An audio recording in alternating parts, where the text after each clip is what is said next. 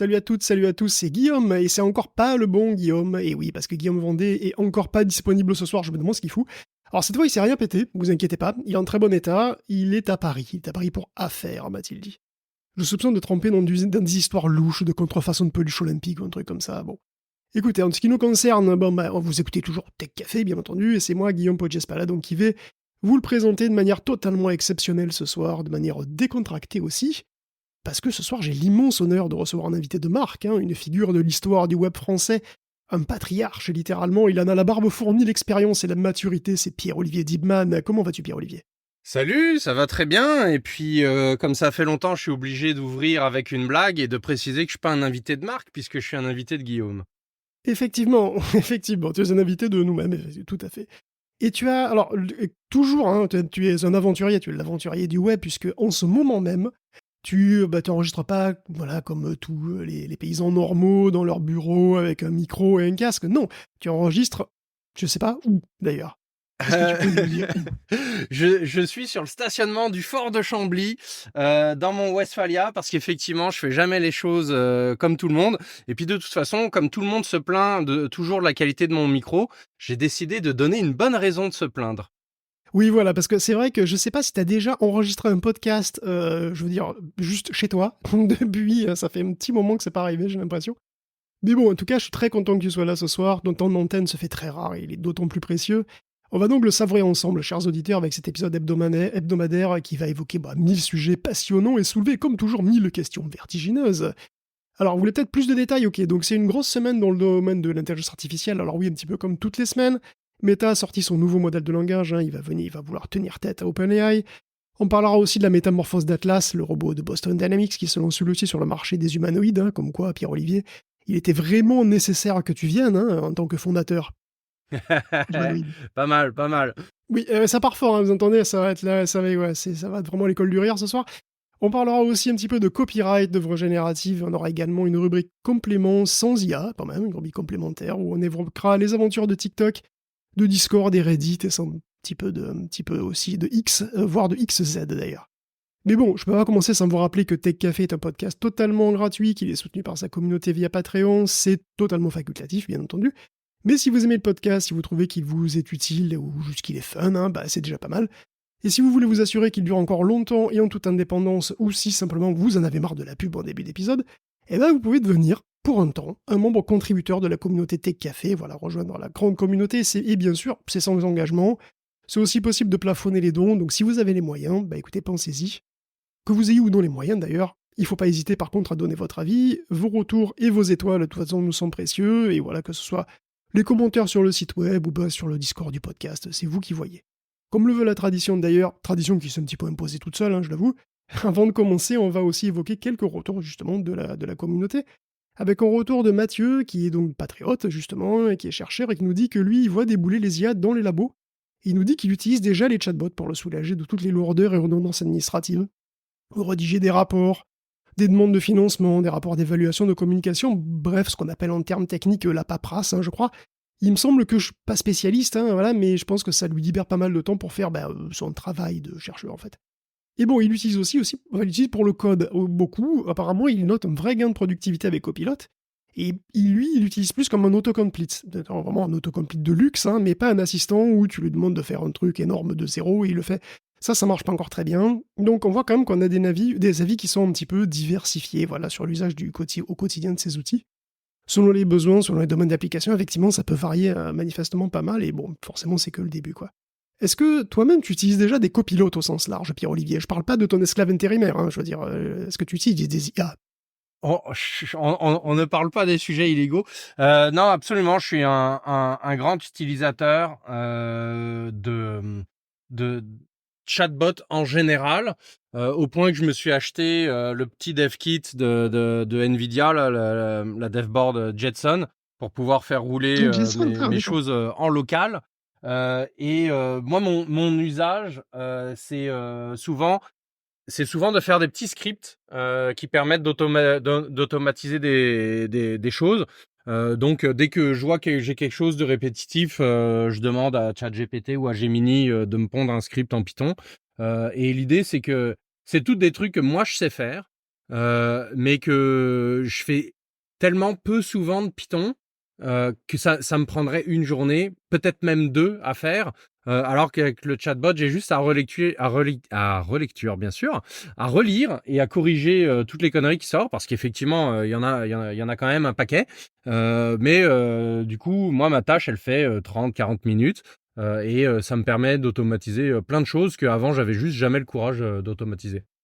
Non, ben voilà, mais c'est effectivement, hein, je pense que le code, c'est quand même un truc où, bon, alors, il faut toujours demander aux chatbots de faire des trucs qu'on sait faire, parce que, paradoxalement, parce qu'il faut toujours être capable de les corriger, quoi. Hein. Il faut faire gaffe que, bon, voilà, ils peuvent introduire des vulnérabilités, faire du code qui est pas forcément de très bonne qualité, mais bon, pour un usage privé ou si effectivement, après relecture, ça peut être apparemment assez utile. J'ai l'impression que voilà, que ça commence à se développer. On a un autre petit retour d'Erwan qui s'est retrouvé à 2 doigts de la crise de nerfs en m'entendant prononcer BID, le constructeur chinois de voitures.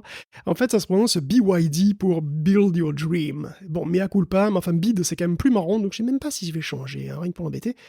Mais bon, sinon il est au Brésil, il nous précise aussi qu'Elon Musk s'est mis à dos le juge Alexandre de Moraes, qui est l'équivalent d'un juge de la Cour suprême là-bas, hein, comme aux États-Unis, voilà. Et donc c'est pas très futé parce que apparemment ils ont pas mal de pouvoir, ils peuvent le pouvoir de lancer un petit peu tout ce qu'ils veulent comme procédure contre lui. Mais bon, on verra bien. On enchaîne aussi avec un commentaire de Mika qui s'amuse de l'humour des noms trouvés par les chercheurs pour leur modèle. Alors c'est vrai qu'avec Lama, alors Lama, donc c'est 2 L-A-M-A, donc pour LLM, hein, on a eu un petit peu tous les animaux qui y sont passés. Puis dernièrement, on a aussi eu Mamba. Et il y a une raison il y a une raison pour laquelle Mamba s'appelle Mamba. Écoutez les précédents épisodes pour la connaître. C'est l'épisode j'en dis pas plus. Et la dernière fois, on parlait de Griffin l'hybride, donc il évoque aussi les noms de distribution Linux et me fait une remarque que j'aurais pu citer le film Ready Player One, dans le dernier épisode à propos des barbus en t-shirt, et je te l'annonce, Mika, je citerai jamais les Ready Player One dans un épisode parce que je trouve que ce film est une bouse. Enfin, le générique du dernier épisode apparemment a inspiré Carole, qui nous a fait 3 versions d'une chanson rap à la gloire de Tech Café avec Suno AI. Et c'est pas mal du tout, alors c'est vrai que c'est addictif ces trucs, hein, et donc je passe encore un petit peu de temps sur Udio, et j'annonce même en avant-première que je prépare un supplément spécial, qui sera pas là cette semaine d'ailleurs, ce sera pour le mois de mai probablement, parce que, même certainement, parce que voilà, j'en profite pour l'annoncer ici. Je serai pas là la semaine prochaine, donc voilà, mais le spécial est en train d'être créé. Bon, comme on parle de musique générative et de contenu génératif, on va continuer un petit peu sur le sujet et commencer peut-être notre première rubrique, une rubrique évidemment sur l'intelligence artificielle, What Else, qui cause, voilà, des IA qui causent et des robots qui bougent, voilà, tout ça, tout ça. Des robots qui bougent très bizarrement d'ailleurs. Est-ce que t'es d'accord, Pod? Est-ce qu'on peut se lancer? Allons-y, c'est parti! Parfait. Donc, on va être réaliste, hein, la musique générative devient suffisamment bonne pour devenir un sujet de discussion, une préoccupation majeure, hein, comme c'est déjà le cas pour la création graphique et pour le texte. Est-ce que je suis le propriétaire d'une chanson générée avec Suno ou Udio? Eh ben oui et non. En l'occurrence, je peux l'utiliser un peu comme je veux, y compris commercialement, mais je dois mentionner que c'était fait par Udio. Alors, si j'écris les paroles, comment ça se passe?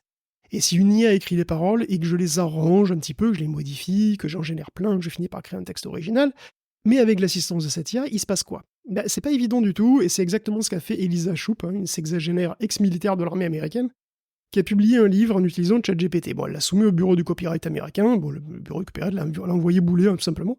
Mais bon, elle a fait appel avec l'appui d'un cabinet d'avocats et finalement avec, d'ailleurs, même c'est la Policy Clinic de Brooklyn Law School, parce qu'ils prennent des cas pro bono, donc comme ça, elle n'a pas dû payer, parce que bon, forcément, c'est pas les avocats aux États-Unis, c'est pas donné, et Lisa est handicapée, donc c'est, voilà, l'argument, justement, c'était que ChatGPT l'a aidé un petit peu comme une sorte de prothèse. Par ailleurs, elle a fourni des documents qui montrent qu'elle a lourdement changé le texte, et elle affirme qu'elle travaillait parfois 14 heures par jour sur son livre. Pendant combien de jours, ça, voilà, je ne sais pas. Quoi qu'il en soit, le bureau du copyright a fini par lui accorder les droits de son livre, mais pas complètement. Donc elle a un copyright sur son livre, mais c'est c'est pas si évident, parce que c'est vrai que c'est difficile de déterminer quelque part un seuil de travail, de transformation nécessaire pour qualifier une œuvre d'original, tu vois. Et contrôler que ce seuil est atteint, c'est horriblement compliqué. Et c'est pourtant exactement le boulot quotidien du bureau du copyright, hein, parce que voilà, désormais, il reçoit des centaines de demandes pour des œuvres qui sont, en partie au moins générées par des trucs, hein, par des IA variés, et ça, c'est chaque mois, quoi. Et bon, du coup, Elisa le prend comme une victoire, mais elle a quand même eu le minimum syndical. En réalité, son livre, dans son ensemble, est protégé, donc tu peux pas prendre son livre et le foutre, voilà, sur Amazon et dire que c'est le tien, d'accord, mais par contre, c'est parti. C'est-à-dire tu peux prendre des paragraphes entiers de son livre, hein, peuvent être repris tels quels, ils peuvent être repris et republiés dans d'autres œuvres sans problème. Et donc elle a essentiellement la même protection que si elle avait publié une anthologie de poésie, des poésies qu'elle n'aurait pas elle-même écrites. Alors, est-ce que c'est juste ou pas? Est-ce que c'est trop? Est-ce que c'est pas assez? Je sais pas si tu as une idée sur le sujet, toi, Pod? Non, oui et non. Mais non, Parfait, c'est bah le nom écoute, qui on passe domine. au... Je vais expliquer pourquoi. Moi, ce qui m'embête avec cette première décision, alors bon, on dit première, au moins, en tout cas en termes de médiatisation, parce qu'il y a peut-être eu d'autres verdicts à certaines échelles plus locales ou autres. Mais c'est que pour moi, le cas de figure est pas extrêmement clair. Elle a utilisé ChatGPT, qui est un outil commercial, disponible en ligne, qui a ses propres licences d'utilisation, etc., etc. Donc, je sais pas si la décision de pas donner de copyright va rester dans le temps, parce que bon, c'est toujours des choses qu'on peut faire appel, que certaines juridictions peuvent se déclarer supérieures, etc., etc. Mais moi, ce que je vois surtout, c'est que ça va beaucoup dépendre de toute façon des conditions d'utilisation de ChatGPT. Puis OpenAI pourrait très bien dire en utilisant ChatGPT, on renonce à tout claim de copyright ou ce genre de choses, et ils en auraient le droit de la même façon que quand tu sous-traites une partie de ton travail, ou tout ou partie de ton travail, si créatif qu'il soit, tu peux toujours avoir un contrat qui dit que les droits d'auteur reviennent au sous-traitant parce que c'est lui qui l'a fait, ou qu'il te cède les droits d'auteur, ou que les droits d'auteur sont abandonnés tout simplement et que aucune des deux parties ne peut les réclamer. Voilà, tout ça pour moi se règle avec des contrats, et la situation elle est simple entre guillemets.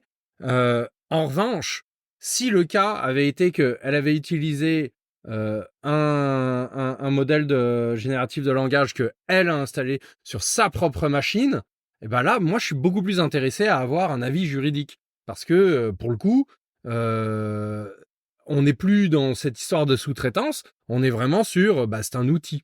Et donc, cet outil-là, euh, là, je sais pas. Voilà, il y a beaucoup plus matière à débat. Écoute, tu me fais en plus une transition merveilleuse avec les modèles de langage open source, hein. Magnifique, puisque oui, effectivement, on peut installer des modèles de langage sur son ordinateur, c'est même pas extrêmement compliqué, on a même fait un épisode dessus. Et vous avez le choix, il y a même énormément de choix en réalité sur les modèles donc, que vous pouvez installer, et avec lesquels vous pouvez discuter. En tout cas, c'est vrai en anglais, c'est un peu moins vrai en français pour le coup, mais bon, quand même. Et du coup, effectivement, la question va se poser probablement de plus en plus, puisque on parle de chatbot, on peut pas passer à côté cette semaine de la grande annonce de Meta, hein, qui est la sortie de Llama 3, avec Mark Zuckerberg lui-même, hein, qui a donné des interviews et tout et tout. Et donc c'est son tout dernier modèle de langage, hein, la famille Llama. C'est une famille dont vous avez évidemment entendu parler ici, c'est très connu, très prisé des amateurs d'open source, puisqu'en fait c'est une famille libre. On peut librement télécharger plein de variantes de Llama 1 et 2, les faire tourner chez soi, pour peu qu'on ait le matériel pour, évidemment. Et c'est aussi le cas pour Llama 3, qui se paye le luxe d'être a priori un modèle très puissant, si ce n'est peut-être même le plus puissant, enfin en tout cas les plus puissants du marché.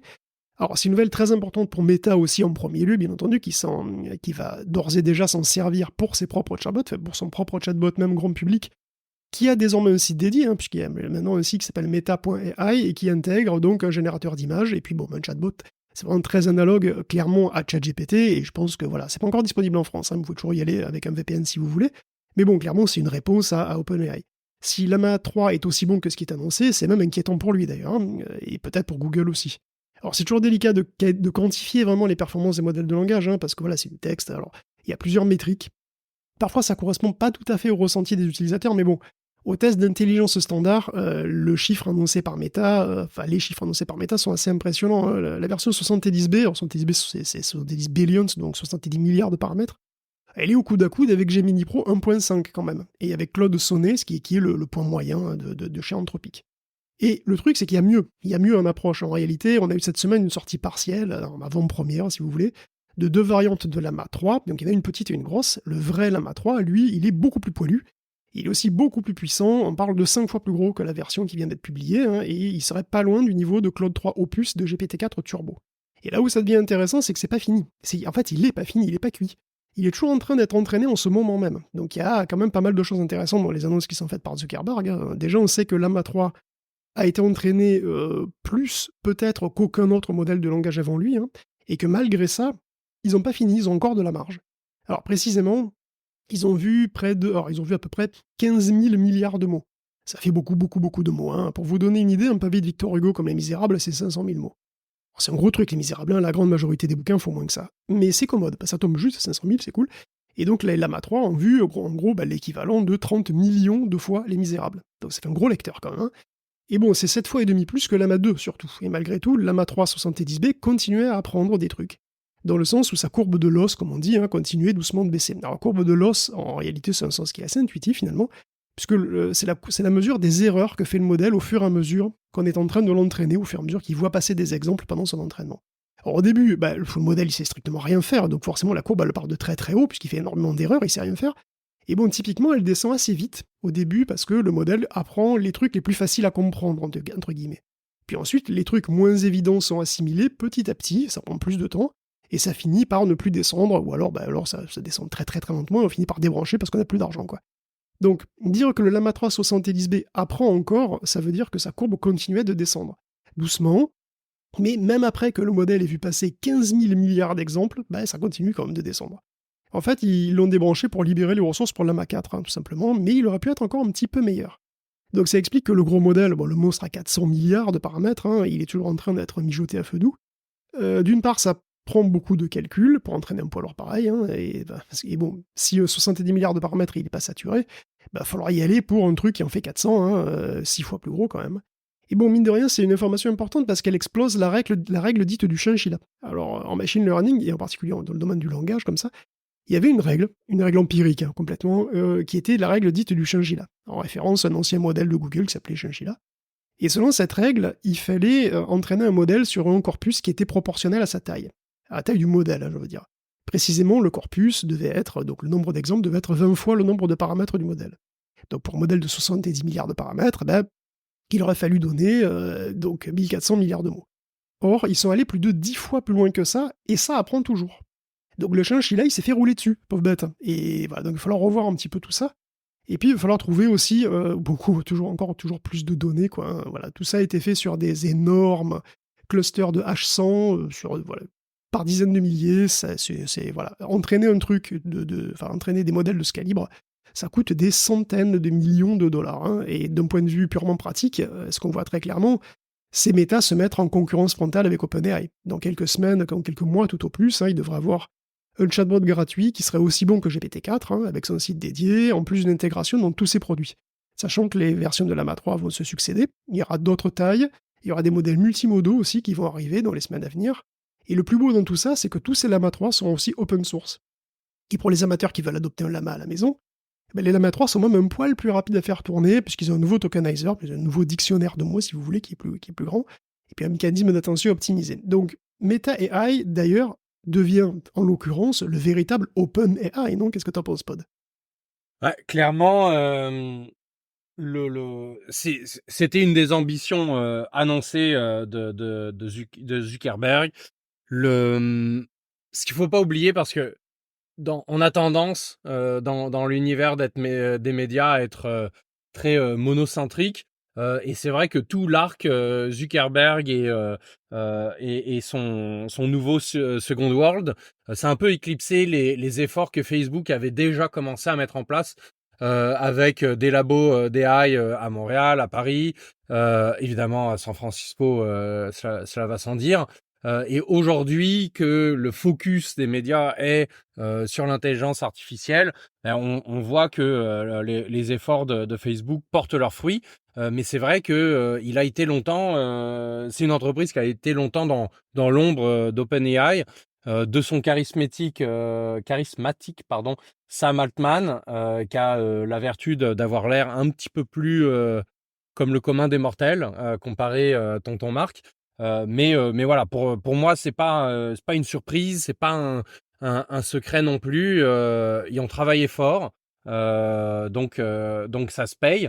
Ce qui est un peu plus surprenant, c'est la timidité des acteurs comme Google, qui eux aussi ont travaillé fort et depuis probablement plus longtemps que les autres, où ce qui sort est non pas que ce soit mal, hein, c'est d'un niveau tout à fait très respectable, mais on a l'impression qu'ils se retiennent. On a l'impression qu'ils sortent pas tout ce qu'ils ont, ou alors qu'ils ont tout simplement pas, c'est une possibilité aussi, le niveau d'output qui correspond au niveau d'investissement qui a été fait au fil des années. C'est possible, effectivement. C'est assez étonnant de voir que, ouais, alors Google est, disons, médiatiquement parlant, un petit peu en seconde position. Alors que bon, techniquement, c'est pas forcément aussi clair que ça. Mais il y a quand même aussi, enfin, en tout cas, évidemment, parmi les gros acteurs, il y a aussi Microsoft hein, qui est au milieu et qui travaille aussi et vient lui aussi de sortir un nouveau modèle de langage qui est un petit peu particulier cette semaine. Alors, il est tout chaud, il vient de sortir du four, hein, c'est vraiment aujourd'hui, j'ai vu le truc aujourd'hui. C'est un nouveau modèle alors, c'est un nouveau modèle qui est tout petit. Enfin, en tout cas, c'est une famille de modèles qui est tout petit. Il vient de sortir son Phi 3. Alors, comme son nom l'indique, c'est le successeur de Phi 2, hein, dont il reprend en gros la philosophie. Et la philosophie des Phi, c'est d'entraîner sur moins de données, mais des données de qualité optimale, entre guillemets, autant que possible. Alors, comme son nom l'indique pas, Phi 3, c'est 3 modèles en réalité. Enfin, si, peut-être ça l'indique, mais bon. Donc, il y a un modèle minuscule qui tourne sur un téléphone ou sur n'importe quelle patate bureautique. Et un modèle petit, mais qui est donc 2 fois plus gros et qui tourne un petit peu partout aussi, hein, et puis un modèle moyen, qui est donc 4 fois plus gros que le Phi 3 mini. Alors, c'est des pots à plumes, de toute façon, parce qu'un 3, 8, 7 et 14 milliards de paramètres, ce sont des trucs qui sont incroyablement légers par rapport au Llama ou au Mixtral et évidemment au GPT. Donc, Phi 3 sur le papier, c'est un modèle qui est très impressionnant, puisqu'il affiche des scores au test classique, hein, parce que bon, tout le monde utilise les mêmes scores, qui font un peu froid dans le dos, en tout cas si t'es un concurrent, puisque le modèle le plus petit, qui est vraiment minuscule, je rappelle, hein, il ferait un peu mieux que Mixtral 8x7B, qui fait 40 milliards de paramètres, hein, ce qui veut dire que le joueur français, finalement, se fait distancer par un poids mouche qui est 10 fois plus petit que lui. Et c'est vrai que c'est un coup dur pour l'ego, hein. Mais bon, peut-être c'était aussi un petit peu sur le papier. Alors en réalité, si les Phi 3 affichent des scores qui sont tous très impressionnants, au dire questionnaire standard, hein, il se pourrait quand même que vous les trouviez pas forcément foufou à l'usage tout le temps. Pourquoi? Parce que les grands tests en question vont vous donner une idée de si oui ou non le modèle a un minimum de culture générale, s'il est capable de raisonner un petit peu, de faire des calculs pas trop durs, etc. Par contre, ça se voit un peu dans les tests d'ailleurs, hein, ça se voit dans certains tests, Phi 3 ne peut pas, matériellement, hein, connaître autant de choses qu'un modèle vraiment plus gros. Ça se voit dans le test qui s'appelle le Trivia QA, donc il fait du trivia, en fait, c'est des tests de culture générale quelque part.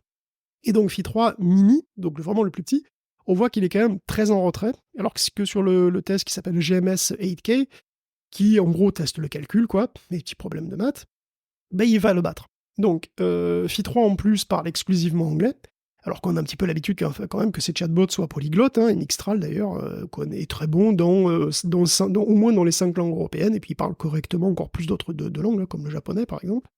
Et c'est presque rassurant, si un modèle pèse 2 gigaoctets sur mon disque dur, et qu'il y a un autre qui en pèse 40, bah, il y a quand même une différence. Bon, voilà, il n'y a pas forcément de magie, quoi. Quelque part, 2 gigaoctets, c'est 2 gigaoctets, quoi. Tu vois, à un moment, l'info, elle n'y est pas. Donc, Phi 3, il est aussi bon, entre guillemets, que GPT 3.5 sur le papier, sur ces tests-là, en tout cas sur la plupart de ces tests. Mais oui, c'est vrai, mais ça va dépendre quand même de ce qu'on lui demande. Phi 3, il est quand même intéressant parce que on n'a pas forcément besoin tout le temps d'un modèle qui soit omniscient, qui domine toutes les questions, voilà, qui domine question pour le champion, qui soit super polyglotte. C'est pas forcément le but tout le temps. Et puis, s'il ne connaît pas une réponse, il pourra toujours faire comme nous, il pourra toujours demander à Google, utiliser des outils, etc. Ce que ça veut dire Phi 3, ça veut dire que on peut espérer, avec un modèle qui est vraiment tout petit et qui donc tourne vraiment vite sur des téléphones modernes, hein, avoir des assistants qui soient assez malins, qui soient pas complètement idiots vraiment, et qui soient quand même capables de se rendre utiles. Et si jamais ils savent pas faire quelque chose, si jamais ils manquent de connaissances, ils pourront toujours aller chercher cette connaissance ailleurs ou faire appel à d'autres IA beaucoup plus grosses. Et c'est un petit peu ça qu'on voit un petit peu se dessiner avec ces modèles-là qui sont vraiment des poids plumes, quoi. Donc c'est quand même intéressant à noter aussi. Est-ce qu'on passe à Vasa ou est-ce que tu as d'autres trucs à dire sur les chatbots, Pierre-Olivier? Vas-y. Vasa, mais oui, évidemment. Un article de recherche de Microsoft a fait beaucoup de buzz cette semaine, et c'est vrai, c'est très visuel. C'est Vasa. Alors, loin d'être fine et sèche, hein, cette recherche est au contraire riche et pleine d'émotions.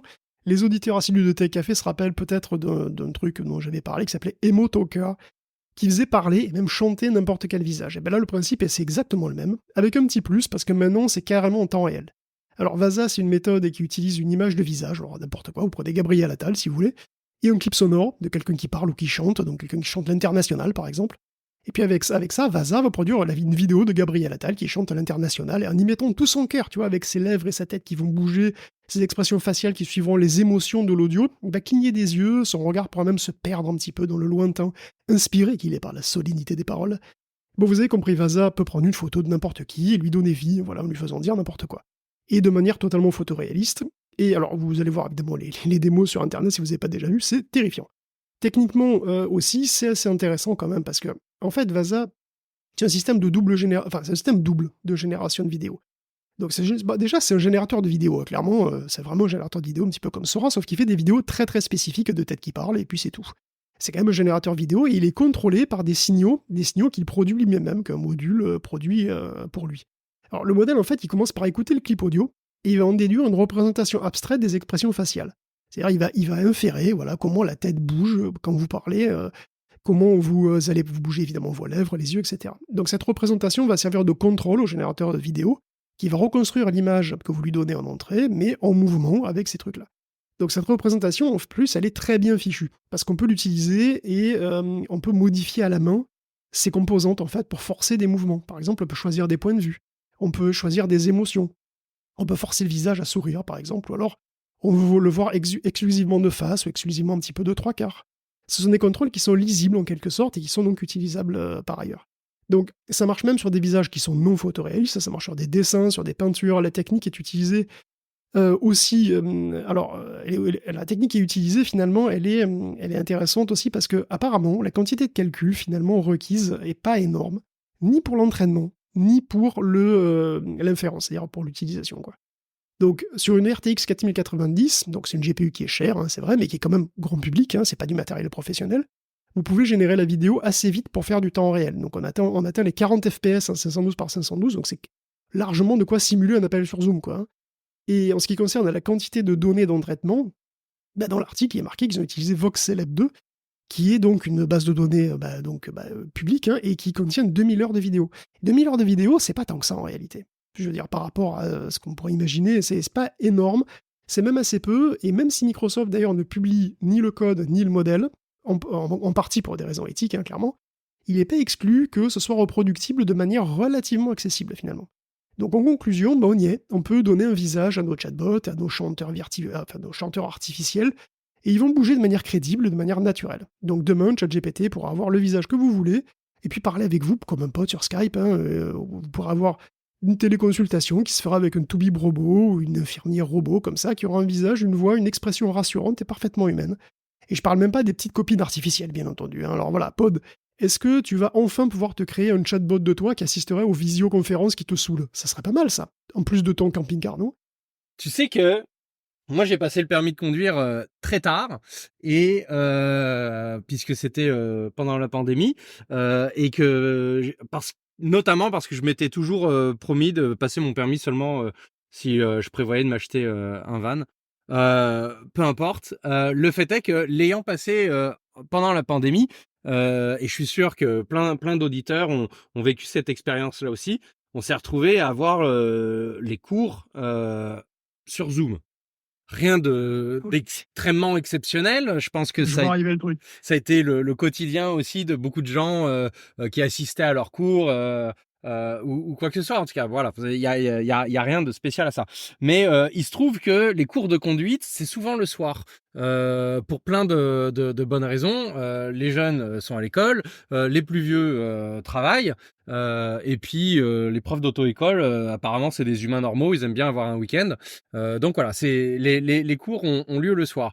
Moi, il se trouve que je venais d'avoir mon plus grand et que, comme la plupart des enfants, ça vient pas avec un manuel de comment dormir, parce que comment dormir, c'est aussi du machine learning, du human learning. Ça se fait avec suffisamment d'échantillons et de répétitions.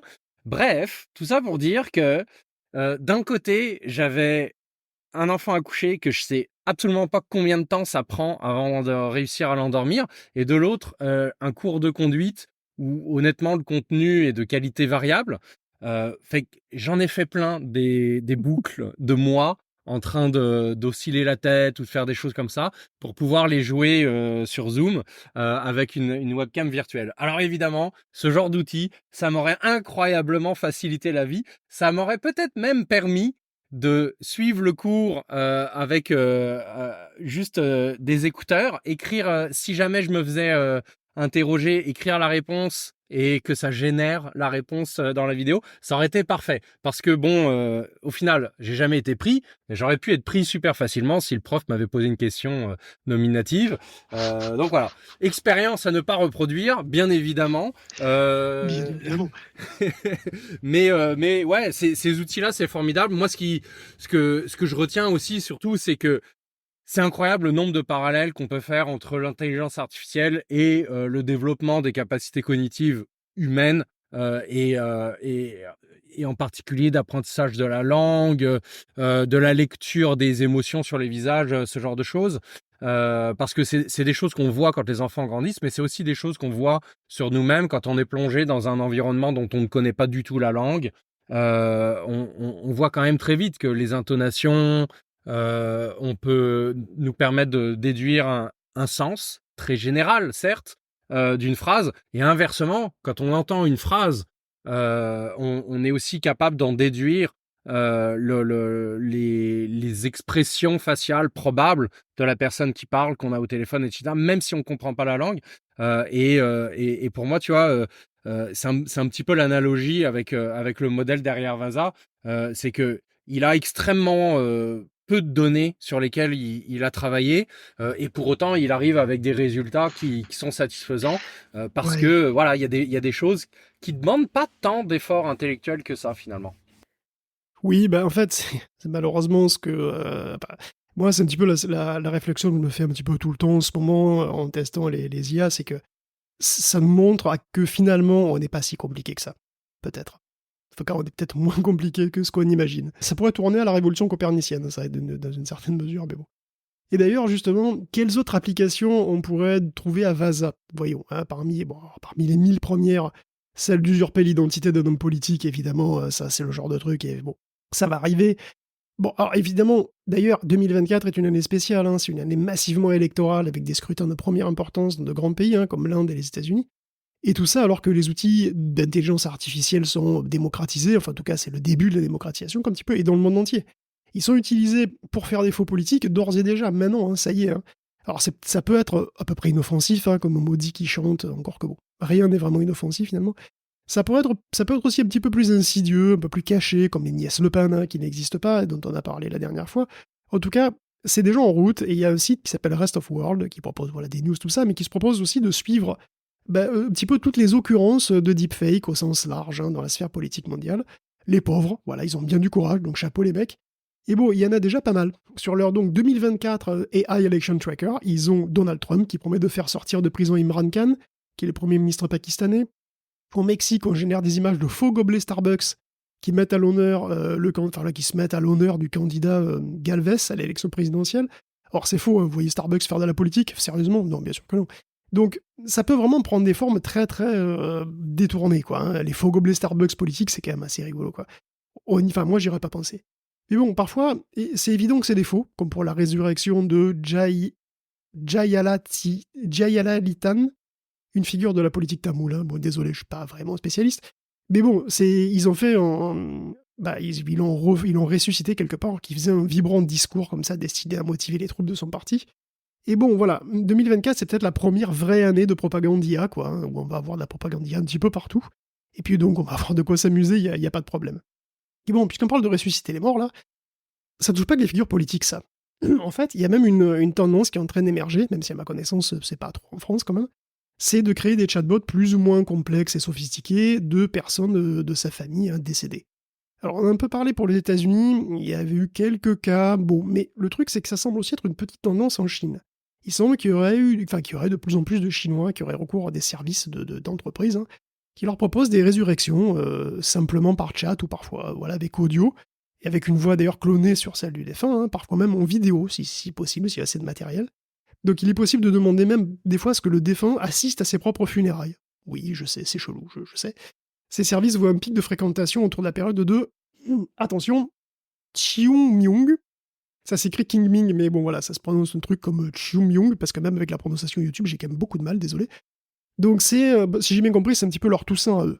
Et donc pour 7 dollars par mois, vous pouvez discuter de vive voix avec une réplique plus ou moins bien foutue de votre papy, quoi. Hein. Les utilisateurs sont bien conscients que, évidemment, on est quand même loin du compte, hein, Mais il semble commencer à y avoir un public. Et maintenant qu'on peut créer des visages qui bougent de manière naturelle uniquement avec de l'audio, qui peut parfaitement être génératif par ailleurs, je vous laisse imaginer à quel point voir le visage de votre proche décédé bouger et parler avec sa propre voix, hein, vous parler comme ça doit être perturbant. Surtout s'il raconte des conneries et s'il n'a pas exactement la même personnalité que votre proche, ce qui est probable. Donc, voilà, question habituelle sur ce sujet. Est-ce que tout ça, c'est très sain? Est-ce que ça n'entre pas... Enfin, est-ce que ça n'entrave pas le travail de deuil? Bon, des questions super sympas. Hein, des questions que je te pose. T'es content d'être venu, hein, Pod? T'es ravi, je sens. Ouais, que des questions faciles, c'est parfait. N'est-ce pas? Évidemment, le parallèle facile, Black Mirror, mais aussi beaucoup de Total. films, en particulier des films cyberpunk. Euh, mais euh, Plus profondément aussi, c'est parce que je veux dire, là, on se parle de, de, de modèles et de hardware avec des capacités finalement limitées. Mais la question plus profonde va se poser dès lors qu'on aura atteint des modèles extrêmement perfectionnés Mhm. sur du hardware extrêmement performant. Euh, qui on est? Est-ce qu'on est juste la somme de nos souvenirs? Auquel cas, est-ce qu'on parle vraiment à une machine ou est-ce qu'on parle à cette personne qui est décédée? Ou est-ce que on est quelqu'un ou quelque chose de particulier? Mais alors, dans ce cas-là, est-ce qu'on est toujours la même personne quand on se réveille le matin ou quand on se réveille d'un coma et la question va continuer de se poser au fur et à mesure qu'un autre champ de la science avance, et c'est la biologie en particulier avec ses applications médicales. Si on fait une transplantation de tête, comme on essaye de faire depuis des années, qui est cette personne? Donc voilà, pour moi, je répondrai à absolument aucune de ces questions parce que tu me tends des pièges avec des grosses questions. Donc je réponds avec plein d'autres grosses questions, mais c'est fascinant. Et on termine sur la greffe de tête, mais moi je persiste à dire qu'en fait c'est une greffe de corps. Oui, 100% d'accord. Mais non. Mais comment dire, le consensus médiatique est différent si tu tapes dans Google, mais absolument, je suis 100% d'accord avec toi que les premiers journalistes et ou chercheurs, parce que ça vient peut-être des chercheurs, qui ont commencé à rédiger des papiers sur le sujet, ont fait une grosse erreur. 100%, c'est une greffe de corps. Écoute, je pense, ouais. Alors bon, après, voilà, ça fait longtemps que je n'ai plus entendu parler, donc je sais pas si c'est encore en cours, tous ces trucs, mais effectivement, c'était assez rigolo. Enfin, c'est assez rigolo de loin, parce qu'en fait, non, c'était complètement terrifiant, mais bon. On va revenir peut-être à des trucs plus terre-à-terre quand même, avec Meta qui donc rentre donc dans cette grande arène des chatbots là, avec de la grosse niaque quand même, hein. Il est content, il veut essayer de brutaliser un petit peu tous ses rivaux avec son lama, qui va essayer de piétiner comme ça les Claude, les Gemini et autres GPT. Mais bon, c'est difficile, c'est vrai, mais ce qui est sûr, c'est que c'est un combat qui se fait à grands coups de milliards dans la tronche. C'est vraiment pas donné à n'importe qui, c'est très select hein, comme truc. Amazon a envoyé quand même 4 milliards de dollars dans Anthropic, hein, et c'est presque radin, c'est presque petit. OpenAI est perpétuellement en train de lever des fonds et de chercher des milliards pour aller jusqu'à créer ses propres puces. Hein. Microsoft vise les étoiles avec sa Stargate, donc il fait son super data center. Voilà, il va carrément poser 10 milliards sur la table pour ça, sur plusieurs années, mais enfin quand même. Il investit un petit peu dans tout ce qui passe, hein, dans OpenAI, dans Mistral aussi d'ailleurs au passage. Meta a acheté pour des dizaines de milliards de matériel, quant à lui, hein, y compris des centaines de milliers d'accélérateurs Nvidia les plus puissants, les plus chers du monde aussi, et Google. Étrangement, Google est dans une position qui est effectivement, comme on disait, un petit peu en retrait médiatiquement parlant, alors que c'est lui qui a d'ores et déjà le plus de puissance. C'est lui qui a le plus sous la pédale en réalité. Google, c'est un hyperscaler majeur, il possède des flottes énormes de TPU, hein, donc c'est Tensor Processing Unit, et en fait c'est lui qui a le plus de puissance. Et Demis Hassabis, qui est CEO de DeepMind, affirme que Google investira encore plus de 100 milliards de dollars dans l'IA au fil du temps. Donc une phrase magnifiquement vague hein, quand même, puisque bon, il dit pas à quelle échelle de temps, il dit pas comment ni pourquoi, parce que bon voilà, ça peut pas forcément. Bref. Donc peut-être que c'est dans les 10 ans qui viennent, on ne sait pas. Toujours est-il que Google se réorganise aussi et qui va donc se créer une grosse équipe, mais une équipe unique cette fois pour les appareils et les plateformes logicielles. Les plateformes logicielles, c'est-à-dire Android, les pixels. Alors donc en gros, cette équipe va s'occuper à la fois d'Android, mais aussi des pixels et de Chrome OS et de Google Photos, etc., etc. Donc elle sera dirigée par Rick Osterloh, qui est donc ancien responsable du hardware, et qui va donc aussi superviser les OS. Donc c'était responsable du hardware, maintenant il fait hardware et OS. Donc il va faire ça à la place donc de Hiroshi Lockheimer, qui était responsable Android et Chrome OS. Donc ce changement interne, en fait, il est important, parce que ce qu'il va faire, c'est qu'il est en train de verticaliser Google un petit peu plus. Parce qu'en regroupant les équipes matérielles et logicielles, ben, ils peuvent mieux tout optimiser et avoir une vision d'ensemble et voilà, prévoir mieux la synergie entre les deux. Et donc, ça ressemble à quoi? Ça ressemble un petit peu à ce que fait Apple. Donc, ils pourront donc créer du hardware autour de besoins software spécifiques et inversement. Des besoins comme l'IA, bien entendu, parce qu'évidemment, ça a été abondamment évoqué, hein, forcément. Et donc, c'est un gros changement quand même, hein, parce que justement, Google n'est pas Apple. Je veux dire, il offre Android à tous. Hein. Android, c'est un système qui est. C'est un écosystème universel, quoi, hein, et donc qui était naturellement séparé du matériel, hein, et que faisait Google par ailleurs. Chacun faisait son truc un petit peu à partir de cette base commune. Mais là, avec cette nouvelle intégration, est-ce que ça va changer quelque chose aux relations qu'aura Google avec ses partenaires constructeurs, Samsung en tête, hein, par exemple. Alors Osterlo, bien sûr, assure que ça changera rien, et que ça permettra par contre de faire des pixels de meilleurs fers de lance pour Android, pour la plateforme au complet. Je sais pas si tu as un avis sur la question, toi, sur cette réorganisation interne. C'est de la merde. C'est pas l'avis que tu voulais, hein. Ou pas formulé comme tu voulais. Disons que il y a un certain nombre d'utilisateurs que je pense qui s'en foutent et qui vont juste obtenir effectivement du meilleur matériel, parce que ceux qui me connaissent le savent, les pixels, je les porte pas dans mon cœur. Je trouve que c'est vraiment du matos de merde. Que la seule chose qui rattrape, c'est le software. Comme on vient de le dire, hein, c'est des équipes différentes. Donc, potentiellement, ça va effectivement déboucher sur du meilleur matériel, mais nécessairement, tous les autres vont en pâtir. Tous les autres vont en pâtir parce que, par définition, s'il y a un bug qui va être logé dans Android Open Source Project, il ne sera priorisé que s'il est important sur les pixels. S'il y a un bug et ça m'est déjà arrivé, dans les outils de compilation des apps, mais que ça arrive que sur les téléphones chinois parce qu'ils ont pompé cyanogène en dehors du cycle normal de release, et qu'ils sont tombés donc sur un moment où la base de code était pas stable, ça sera pas priorisé parce que ça arrive pas sur les pixels. Ce genre de choses.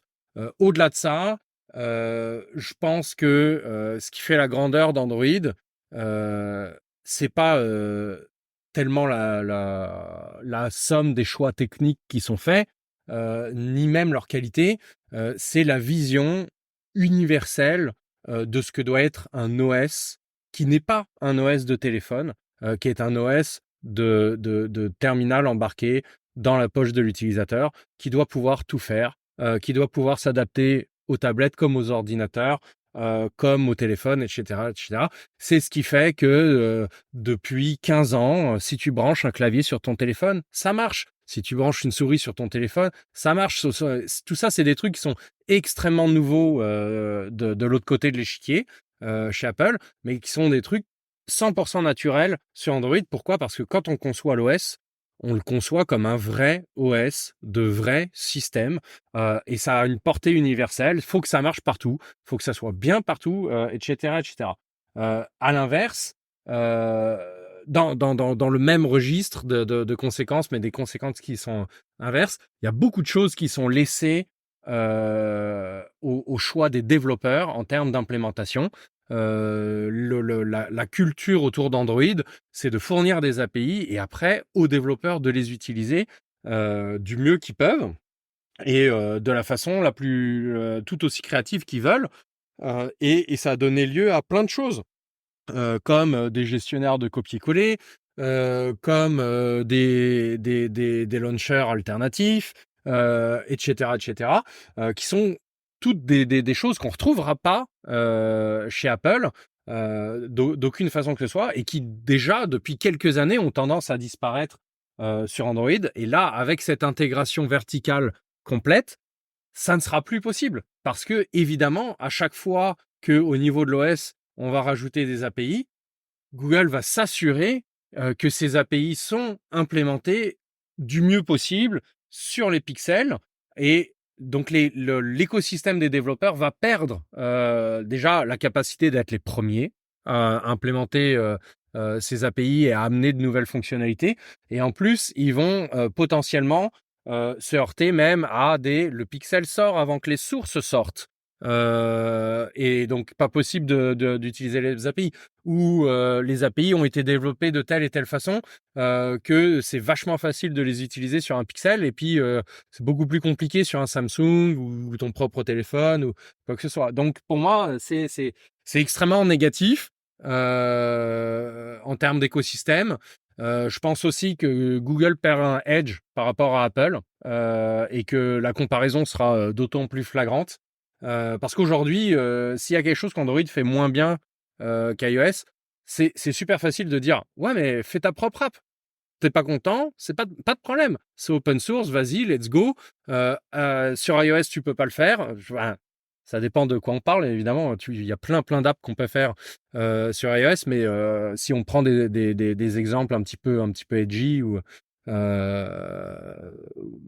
on prenait les launchers alternatifs, si le paradigme de UI te plaît pas, bah, tu peux le changer. C'est un argument qui sera de moins en moins vrai. Et donc, si on doit comparer Google et Apple, vraiment, ça va être des pommes et des pommes. Et le jeu de mots est volontaire. Donc voilà, on perd de la différenciation, on perd de la personnalité. Je pense que l'écosystème, il perd beaucoup. Maintenant, c'est sûr qu'au niveau business, c'est un choix qui est extrêmement tentant pour Google, mais je ne sais pas si le long terme en vaut la peine. Parce que ce qui est certain aussi, c'est que en devenant aussi verticaux que ça, ils vont perdre de la souplesse parce que les trends vont émerger de eux et pas de l'écosystème. Et donc, ils vont avancer à la même vitesse que Apple. Il y a une raison pour laquelle Apple est extrêmement peu innovant, en particulier en termes de mobile. Et Google+, ça va disparaître. Oui, je comprends très bien ce que tu veux dire. Effectivement, cette verticalité, elle a un prix, c'est certain. Et donc, oui, à Google et pas à Apple, donc je sais pas exactement comment ils vont réussir à ménager la chèvre et le chou. Je sais pas s'ils vont y arriver d'ailleurs, je sais pas exactement. On verra bien. Écoute, de toute façon, ça a l'air parti. Que ce soit pour l'IA ou pour en termes de business pur, ça a l'air d'être décidé. Bon, écoute, on verra bien. Pour l'instant, on va s'attaquer à une autre grosse news de la semaine quand même. La révolution chez Boston Dynamics, parce que ça, c'est une boîte qu'on suit depuis assez longtemps quand même. Boston Dynamics, j'ai l'impression depuis toujours. Et alors avec des vidéos de robots, hein, toujours toutes plus impressionnantes les unes que les autres. Alors c'est vrai, d'ailleurs, même du point de vue de Tech Café, c'est même vraiment toujours, je pense, parce que les vidéos des premiers Petman elles ont 12 ans, quoi. Donc Petman, c'est le premier machin qui marche sur deux pattes, là. Et donc après Petman, il y a eu Atlas, que vous avez tous au moins vu une fois dans votre vie, hein, ne serait-ce que dans des mèmes avec des robots qui vont au jour se venger de l'humanité parce qu'on leur tape dessus, qu'on les fait tomber, voilà, qu'on est méchant avec eux. Boston Dynamics, c'est aussi Spot, le chien robot, donc là aussi très connu. Et Boston Dynamics, même, c'est devenu une filiale de Hyundai il y a quelques années. Et ça restait une boîte de recherche quand même. Donc ils vendent un petit peu, ils vendent quelques robots, mais ils vendent très peu. Et depuis plus d'une décennie, finalement, Atlas, il fait des trucs de plus en plus impressionnants chaque année, mais ça reste un prototype. Toujours plus sophistiqué, mais ça reste toujours en proto. Et peut-être que c'était aussi parce qu'Atlas était hydraulique. Donc en fait, Atlas, il était alimenté par un tuyau de liquide sous pression qui allait dans son dos. Et donc, il y avait toujours des rails en dessous de lui, et puis voilà, le tuyau qui le suivait. D'ailleurs, ça nuisait un petit peu à sa liberté de mouvement. Et donc, il y a même une vidéo où Atlas se blesse, je crois qu'il se casse un pied. Et donc, il y a du liquide rouge comme ça qui saigne dans ses. Voilà, décidément. Et bon, ça n'aura échappé à personne que les robots humanoïdes, c'est une nouvelle tendance, que il y a quand même plusieurs acteurs connus ou moins connus qui se lancent à corps perdu sur ce qui deviendra, selon eux, un nouveau marché absolument gigantesque, évidemment, puisque c'est des robots qui sont censés être totalement polyvalents. Il était même bizarre finalement quand même que les pionniers de la robotique, avec leur expertise manifeste sur le sujet, finissent pas par se lancer eux aussi, et il aurait fallu faire une transition majeure pour ça, passer au tout électrique. Parce que c'est peut-être pratique à un certain moment l'hydraulique, mais en pratique, voilà, c'est pas extrêmement intéressant. Donc Atlas renaît, ça y est, un nouvel Atlas est arrivé avec des moteurs électriques qui le rendent beaucoup plus compact, beaucoup plus léger, et en fait, il est tout aussi costaud que son homologue hydraulique. En fait, il est même peut-être même plus costaud, et puis il a surtout une bonne tête, donc ça y est, parce que c'était juste en fait un tronc, il n'avait pas de tête à l'époque, mais là, maintenant, il a une tête, Il a même la tête de Luxo Junior, avec son rond lumineux. Alors, je sais pas si vous voyez ce que c'est Luxo Junior, hein, c'est l'espèce de table de lampe de bureau, qui est toujours, je crois d'ailleurs, l'emblème de Pixar. Et Luxo Junior, c'est vraiment l'inspiration pour la tête. Ça a été confirmé par Robert Plater, donc son CEO, dans une interview, le CEO de Boston Dynamics. Alors le truc, c'est que vous trouvez en photo, on dirait qu'il est un peu mignon, Atlas, avec sa grosse tête comme ça de Luxo. Par contre, si vous le voyez bouger, vous le trouverez peut-être pas super mignon, parce que vous allez peut-être faire des cauchemars pendant des semaines, parce que si Atlas, il est humanoïde, il bouge pas comme un humain. Boston Dynamics, il a fait le pari de lui donner un panel de mouvements qui est bien supérieur à nous. Après tout, pourquoi se limiter à l'amplitude des mouvements des épaules et des coudes et des hanches qu'ont les êtres humains? Du coup, Atlas peut littéralement se retourner sans se retourner. C'est-à-dire qu'il tourne sa tête à 180 degrés, le torse aussi, ses cuisses aussi peuvent tourner à 180 degrés, et donc avancer et reculer pour lui, ça n'a pas vraiment de sens, il fait juste qu'avancer, et puis voilà, il est toujours dans le bon sens quelque part.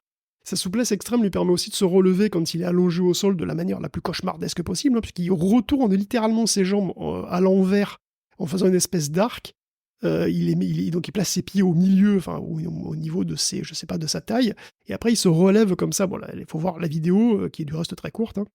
Donc voilà, ce nouveau robot, il arrive avec une stratégie qui est totalement revisitée pour Boston Dynamics, qui veut passer de labo de recherche à boîte commerciale et vendre évidemment ces robots en grande série.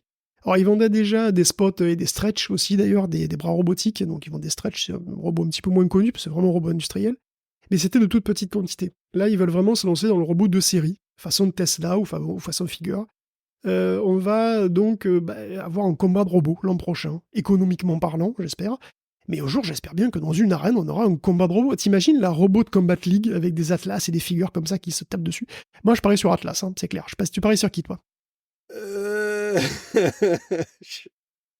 Bonne question. Si je tape. Non, mais parce que tu sais, il y a un truc que tu dis pas là, mais tu parles de conversion à l'électrique, mais est-ce qu'on est vraiment capable de fitter suffisamment d'énergie dans un robot humanoïde? Parce que tout l'intérêt de la forme humanoïde, c'est de donner un panel de fonctionnalités extrêmement large, aussi large que les humains, si ce n'est plus.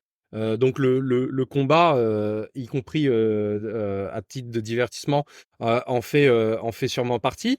Mais moi j'ai comme ce scénario dans la tête où on fait un combat et puis en fait c'est super plate parce que il se passe pas grand chose et puis à un moment donné il y en a un des deux qui tombe en rate de batterie et puis pour moi ça ressemble à du football. Je suis désolé pour les amateurs, Oh là là. mais les matchs à 1-0 pendant 90 minutes, alors que tu compares au basket, les mecs seraient déjà plus que l'infini en termes de points. C'est le feeling que ça me donne et ça me questionne, tu vois, parce que pour le coup, les robots qui font des tâches répétitives, paradoxalement, comme ils font des tâches répétitives, on pourrait réussir à les fitter avec suffisamment d'autonomie, mais on n'a pas besoin parce qu'en fait, ils bougent pas, donc on les câble. Et alors ceux-là, comme on veut qu'ils fassent plein de choses et qu'ils se déplacent, et il faudrait qu'ils utilisent des batteries, mais du coup, c'est vachement plus compliqué. On peut pas trop les câbler parce qu'on veut qu'ils se déplacent. Est-ce que c'est un gap technologique qu'on est vraiment capable de franchir aujourd'hui? C'est une très bonne question, et pour être honnête, je ne connais pas les autonomies respectives de ces robots. C'est-à-dire, je sais pas, et surtout, évidemment, ça dépend de ce qu'ils font. Forcément, parce que ils ont plein de moteurs, s'ils marchent, s'ils font des petites manipulations ou s'ils portent des charges plus lourdes, forcément, ça va pas être la même consommation d'énergie, donc c'est difficile à quantifier, et j'ai aucune idée de combien de temps peut, je sais pas, durer un robot Docker, par exemple, qui porterait des caisses ou un robot manutentionnaire, quoi, qui porterait des caisses d'un endroit à un autre. C'est vrai que ça me paraît compliqué que ça dure toute une journée. Très honnêtement, voilà. Après, tu peux toujours te dire que t'en as plusieurs et qu'ils font les 3-8, quoi, quelque part. Non, c'est sûr, mais bon voilà. En tout cas, pour moi, ça reste un critère parce que je veux dire, Ah oui, la c'est taille clair. du robot, ça compte. Comment il bouge, ça compte, mais la durée, ça compte aussi. Eh bien, complètement, exactement. Écoute, oui, on verra bien, mais c'est vrai que c'est une question extrêmement intéressante. Bon, on a déjà parlé pas mal de robots et d'IA, on va passer à une rubrique un petit peu plus sociale où on va évoquer plusieurs sujets différents autour de cette thématique un petit peu. Et on commence avec de la pression sociale, de l'engineering social même, puisque voilà, on avait relaté l'histoire terrifiante de XZ, ce logiciel de slash librairie de compression qui avait été infiltré par un certain Jiatan, qui avait mis dedans une monstrueuse backdoor qui a failli se retrouver dans une bonne proportion de tous les serveurs du monde quand même. Donc une attaque qui a profité du fait que le développeur de XZ était globalement tout seul. Donc il est très possible que ce type d'attaque ait aussi été tenté sur OpenJS. Donc c'est OpenJS, c'est une fondation pour JavaScript. Donc ils ont reçu des emails qu'ils ont trouvé très très suspects, quoi, qui étaient en lien avec un projet particulier qu'ils hébergent. Le nom du projet n'est pas mentionné. Des emails avec plusieurs noms, tous venant d'adresses mail sur GitHub. Alors pas forcément, évidemment, c'est peut-être une seule personne. En tous les cas, des emails de gens qui tentent de se faire inclure dans les projets, d'en devenir administrateurs. Ces gens qui auraient repéré des failles critiques et qui voudraient modifier le code, sauf qu'ils disent pas ce que c'est. Alors, si ils donnent pas de détails, c'est quand même un petit peu bizarre. Il y a d'autres projets JavaScript qui sont pas hébergés, eux, donc par ailleurs, qui sont pas hébergés par la fondation, qui ont aussi reçu des emails suspects. Alors, qu'est-ce qui se passe? Est-ce qu'il y a une campagne en ce moment? Est-ce qu'on essaye? Il y a des gens qui essayent un petit peu tout, comme ça, voir s'il y a des fruits qui tombent. Bon, en plus, s'en prendre à la fondation OpenJS, c'est quand même pas super malin, parce que c'est pas un projet avec un dev tout seul, bénévole, quoi. Il y a du monde, c'est une fondation, quoi. Donc on se demande inévitablement si c'est pas la partie émergée de l'iceberg. Donc voilà, apparemment, ce type d'attaque se fait. Est-ce qu'elle se fait justement parce qu'on a compris qu'on pouvait faire ce type d'attaque et que c'est lancé, ou est-ce qu'il y a une campagne avec des acteurs organisés, beaucoup plus sérieux, peut-être même des campagnes d'autres pays, etc. En tout cas, c'est assez inquiétant, effectivement. Je sais pas, Pod, est-ce que tu arrives encore à dormir la nuit? C'est quand même angoissant, tout ça. Pour moi, c'est... En tout cas, tu évoquais là, les pistes d'acteurs possibles. Pour moi, ça ressemble vraiment à de l'institutionnel, là, à des groupes pilotés par des pays, parce que, tu sais, je veux dire, si tu te mets à la place d'un pirate et que tu fais ça, il y a aucune... tu veux pas te faire griller. Toi-même, tu utilises énormément d'outils open source, et si tu arrives à rentrer, c'est tellement puissant le edge que ça te donne, que tu vas jamais communiquer. Tu vois, le tact que ça prend fait que, typiquement, des exemples comme OpenJS, tu vas pas. Tu vas vraiment cibler des tout petits outils. Tu vas t'impliquer toi-même dans le développement, probablement être un acteur important de la communauté que tu vises, et continuer de l'être et passer les trucs comme ça en scred, vraiment en mode infiltration, quoi. De taper aussi maladroitement. On dit maladroitement, ça reste suffisamment bien fait pour être un sujet d'inquiétude là, mais de viser aussi gros, c'est vraiment arrivé en mode pâteau. Pour moi, ça me fait penser à voici la directive. Voici ce que vous devez atteindre, voici ce que vous devez faire. Et les mecs ont 3 mois, 6 mois pour réaliser le truc. Alors que, déjà, juste rentrer dans une boîte, ça prend 2 ans. Je parle de rentrer en termes de piratage, là. Toutes les grosses fuites de données là, dont on a entendu parler, les mecs étaient là depuis 18 mois, 24 mois, un truc dans le genre. Alors, rentrer dans un projet open source où tout est au vu de tout le monde, ça se fait pas du jour au lendemain. On peut pas arriver comme ça, malheureusement. Donc, est-ce que je dors la nuit? Bof, sachant que les sources de conflits internationales s'intensifient sur tous les types de fronts, y compris donc en termes de sécurité informatique. Oui, exactement. Est-ce que d'ailleurs on pourrait imaginer que s'il y a une campagne comme ça qui réussit et qui permet de faire un piratage massif et qu'on découvre qu'il y a un acteur institutionnel derrière, est-ce que ça peut être un casus belli? Bon, forcément, on peut pas ne pas se poser la question en ce moment. Et c'est effectivement pas très réjouissant tout ça, même si c'est très difficile de prouver à 100%. Enfin bon. On verra bien. En tous les cas, on passe des sujets un poil plus légers. On va parler de X, donc c'est un sujet un petit peu plus léger. Guillaume l'évoquait la semaine dernière, c'est confirmé, Elon Musk va bien faire payer une petite taxe de $1 pour pouvoir poster sur X. Et c'est pour lutter contre les bots. Alors si vous ne payez pas, vous pourrez quand même finir par poster au bout de 3 mois. Donc les questions évidentes sur l'efficacité de telles mesures se posent naturellement, et d'ailleurs par beaucoup de monde. S'il suffit d'attendre 3 mois, faut créer votre compte tout de suite, et puis voilà. Vous posterez cet été, puis c'est bon. Tout ça, c'est dans la continuation d'une expérimentation qui a commencé l'an dernier en Nouvelle-Zélande et aux Philippines. Une expérience que manifestement Elon Musk a jugée concluante. Par ailleurs, Elon veut son bonus, d'ailleurs. Il veut pas y renoncer. Alors c'est normal qu'il y renonce pas si facilement, hein. C'est quand même un gros bonus, un très très gros même de 56 milliards de dollars. En tant que CEO de Tesla, hein, donc, il a rempli brillamment ses objectifs. Donc rappelez-vous, il y a une juge du Delaware qui s'est prononcée contre, hein, néanmoins, puisque bon, l'attribution de cette fortune n'ayant pas été décidée par un board complètement impartial, hein, pour résumer. Donc on pouvait s'y attendre, Musk veut déménager le plus vite possible l'entreprise carrément de Tesla du Delaware au Texas, où sont désormais ses nouveaux meilleurs amis pour la vie. Le 13 juin, c'est son super bonus aussi qui va revenir sur la table, donc pour la réunion annuelle, hein, du conseil d'administration, et donc apparemment Robin Denholm, qui dirige le board de Tesla, a adressé une lettre aux investisseurs pour faire pleurer dans les chaumières, voilà, que Musk n'a pas été récompensé, que c'est trop injuste. Il sera aussi voté d'ailleurs ou non lors de cette réunion le déménagement pour l'État donc à l'étoile solitaire, comme on l'appelle, poétiquement, dans un pays où la poésie se fait si rare, n'est-ce pas? Malgré Taylor Swift, hein. Ou Ivanka Trump, encore mieux. Donc Pod, je sais pas, as-tu une pensée émue pour l'injustice à laquelle Elon doit faire face? Non.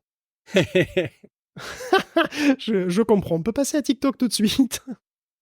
On peut passer à TikTok, finalement. TikTok a une tactique pour vous faire rester encore et toujours plus de temps. Voilà, cette tactique, elle n'est pas très compliquée, c'est de vous payer. Oui, c'est simple, payer les gens, en général, ça marche pour tout, à peu près. Sauf pour l'amour et la poésie, bien sûr, et notre liberté de penser, bien évidemment. Mais bon, on pourrait se demander comment il est venu à l'esprit TikTok, qui est déjà attaqué un petit peu de tous les côtés parce qu'il serait addictif, hein, de chercher à capter encore plus de temps d'écran. Et en fait, on parle de TikTok Lite, pour être plus précis, et c'est passé dans la presse généraliste un peu partout. Hein. TikTok est en train de gamifier tout simplement l'utilisation du réseau, et organise tout un ensemble d'événements et de récompenses qui reprend trait pour trait ce que ferait un Temu, hein, par exemple. Donc tu gagnes des points pour le temps passé, pour suivre les gens, ou pour les parrainages, voilà, où tu jettes tes proches dans la spirale de l'enfer. Ces points ont une valeur monétaire, hein, in fine, tu peux acheter des trucs avec, des petits chèques cadeaux. Il faut y aller quand même pas mal parce que 100 points c'est 1 centime, donc ton prochain iPhone il n'est pas payé quand même. Hein. Mais bon, tout ça est pas mystérieux, hein. TikTok vous paye pour vous laver le cerveau de pubs et de conneries et pour que lui-même soit payé beaucoup plus par ceux qui mettent ces mêmes pubs. Alors le DSA interdit ce truc pour les mineurs, donc il faut justifier de son âge, donc tu peux le faire avec un selfie. Bon, apparemment il y a un partenaire qui s'appelle Yoti, qui analyse ça. Alors comment il analyse, c'est pas clair, donc peut-être à l'arrache avec une IA ou alors avec des Philippins sous-payés, je ne sais pas. Pas sûr que ça soit très difficile à contourner. D'ailleurs, tout ça n'a pas l'air de convaincre des masses l'Union Européenne qui a lancé une enquête, hein, officiellement sur TikTok Lite. C'est que, ce qu'il y a de bien avec TikTok ou Temu, c'est que c'est assumé, quoi. Hein, je veux dire, il n'y a pas trop à se poser de questions. Et je suis sûr que ça va cartonner, hein, voilà, qui va faire plaisir aux actionnaires et donc par ricochet à Susquehanna. Parce que, Pod, tu nous as trouvé l'origin story de TikTok que je connaissais pas du tout, en fait. Ouais, exact. J'ai trouvé, je nous ai chiné un article extrêmement bien écrit qui raconte qu'effectivement, donc c'est un article du New York Times qui nous raconte un peu la genèse, non pas de TikTok, mais de l'algorithme de TikTok, puisqu'en fait, en l'occurrence, avant de donner naissance à ByteDance, le créateur de TikTok avait essayé d'implémenter son idée dans une start-up qui était dédiée tout simplement au marché du... mon Dieu, j'essaye de traduire en direct. De l'immobilier, merci. Vous avez remarqué comme real estate, ça n'a aucun sens pour parler d'immobilier. Bref, c'est la petite parenthèse du jour. Donc c'est ça, non c'est un article extrêmement intéressant que évidemment on va mettre dans les sources du podcast comme de l'épisode comme d'habitude et c'est c'est un petit peu trop long pour être résumé au format podcast, mais c'est comment dire, une porte ouverte sur le fonctionnement des startups que moi j'ai trouvé assez intéressante parce que TikTok aujourd'hui ça vaut des milliards et d'autres exemples il y en a comme ça et c'est vrai que on a tendance à penser que ces gens-là ont eu la bonne idée. Et il y a un truc qu'on dit beaucoup dans la scène entrepreneuriale, c'est que les idées valent rien, c'est l'exécution qui compte. Et en fait, ce récit, je trouve le montre de façon intéressante parce qu'en fait, l'immense majorité des entreprises qui ont du succès aujourd'hui et qu'on connaît parce qu'elles sont énormes, ont suivi exactement le même type de développement que TikTok, à savoir que on a une ou plusieurs personnes qui ont eu des idées que il ou elle trouvait vraiment intéressantes à explorer. Mais ces idées-là, il a fallu plusieurs itérations avant qu'elles réussissent. Parce que ça fonctionne pas sans une bonne exécution. Donc c'est un article super intéressant qui montre que gamifier le marché de l'immobilier, ça fonctionne pas de ouf, alors que gamifier le contenu vidéo et reprendre le contrôle sur ce que les gens regardent, bah là ça marche. Donc comme quoi, là tu vois, tu parles d'une expérience où on va payer les TikTokers. Bah, il se trouve que si on faisait l'inverse, si les TikTokers payaient, ben peut-être qu'ils seraient un petit peu moins enclins à subir l'algorithme et aimeraient peut-être avoir un peu plus de choix. Et si on pousse le vice à une somme de quelques centaines de milliers de dollars pour l'immobilier, bah, il se trouve qu'ils sont plus du tout d'accord, les gens. Effectivement, bah, c'est vrai que c'est assez marrant. D'ailleurs, je connaissais pas du tout non plus l'implication de Susquehanna, qui est donc un gros fonds d'investissement, hein, et que, voilà, qui apparemment a donc a injecté des fonds dans ce truc d'immobilier. Bon, apparemment, effectivement, ça n'a pas beaucoup marché. Et puis, du coup, le CEO, effectivement, a voulu recycler ça dans des. Donc, ils ont fait un prototype avec. Ce prototype chaton mignon, quoi. Je crois qu'ils ont fait un site avec des chatons mignons. Ils se sont rendus compte que ça fonctionnait très bien. Et puis voilà, après, le reste, c'est l'histoire. C'est vrai que c'est assez, c'est assez inattendu, quelque part, comme origin story, on va dire. Bon, en tous les cas, si vous connaissez. Je ne sais pas si vous saviez connaissiez l'origin story de TikTok. Est-ce que vous connaissez SpyPet? Moi, je connaissais pas SpyPet, hein. Mais bon, si vous traînez sur les serveurs Discord, c'est peut-être normal que vous le sachiez, SpyPet, ça aspire tout ce qui passe. Donc ils scannent 14 000 serveurs, ils ont scanné et ils continuent probablement à scanner 14 000 serveurs. Et 600 millions d'utilisateurs, ils ont une base de 3 milliards de messages postés sur Discord. Vous pouvez trouver un utilisateur, ses messages et tous les serveurs qu'il a fréquentés. Il semble d'ailleurs que les messages privés soient pas pris en compte, en tout cas pour le moment. Donc pour un peu de crypto, vous pouvez avoir toutes les infos que vous voulez. Alors tout ça peut être pris de différentes manières, hein. Sur un forum web, n'importe qui peut voir ce que vous dites avec un simple moteur de recherche. En quelque sorte, on peut voir SpyPet comme une sorte de moteur de recherche, mais pour Discord. Sauf que déjà, on s'y attend peut-être pas, hein, parce que voilà, être suivi jusque sur Discord, c'est peut-être pas évident pour tout le monde, et en plus, l'aspect monétisé en crypto, en plus, achève de rendre le truc un petit peu louche, un petit peu cynique même. Il est à noter que SpyPet ne donnait pas la possibilité de demander son retrait de la base. Alors ça semble avoir été modifié, donc il y a un lien maintenant, opt-out. La page est magnifique d'ailleurs de ce lien, puisque elle a été créée, je cite, suite à des controverses. Et ils mettent bien en italique le mot controverse pour bien faire comprendre que pour eux, il n'y a pas de sujet, que ça les fait chier, hein, tout simplement. Faut le dire. Donc voilà, respecter le RGPD, ça les emmerde, hein, évidemment, je comprends ça, mais bon. Donc c'est un truc semi-louche, même sur Discord, les bots peuvent vous traquer. Je sais pas si pas si tu utilises beaucoup Discord et si tu étais conscient de ça, toi, Pierre-Olivier. Un petit peu, puis l'enjeu, c'est que j'utilise beaucoup plus Slack et il semblerait qu'il y ait un certain nombre de parallèles, à savoir que Slack comment dire, a sorti des API qui permettent aux bots d'IA d'accéder Ok. au contenu. Puis l'idée, évidemment, c'est de pouvoir, je sais pas, je vais donner un exemple. Si on fait un chatbot qui peut répondre à des questions sur des documents qui ont été partagés ou des conversations, est-ce que ce thread-là a abouti à une décision, et si oui, quel est le lien de la tâche, ce genre de choses, des choses qui sont fondamentalement positives, mais il se trouve que il y a une controverse un peu naissante et moi je la prends à des pincettes parce que j'ai pas vérifié moi-même, mais il semblerait que ces API-là donnent aussi accès aux channels privés et peut-être même aux messages privés. Et si c'est le cas, évidemment, c'est un problème puisqu'on connaît la propension de certains chatbots à répéter ce qu'ils ont entendu pendant leur apprentissage, et ça peut générer des cas un petit peu compliqués. Disons que je vois très très bien le scénario où quelqu'un demande à un chatbot, Genre, ouais, pourquoi au fait, on n'a pas implémenté cette feature? Et que le chatbot répond: «Ouais, bah, Pod, il a dit que c'était de la merde dans ses DM, du coup, il l'a noyé». Ouais, bof, pas ouf, quoi. Heu, à prendre avec des pincettes, mais je fais le parallèle avec,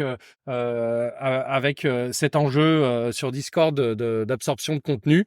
Il y a des choses qui se passent. Il y a des choses qui se passent et effectivement, hein, 4 milliards de messages, oui, ça peut donner à manger à des IA et je pense que c'est des données qui peuvent intéresser un petit peu tout le monde, bah, à l'heure actuelle, hein.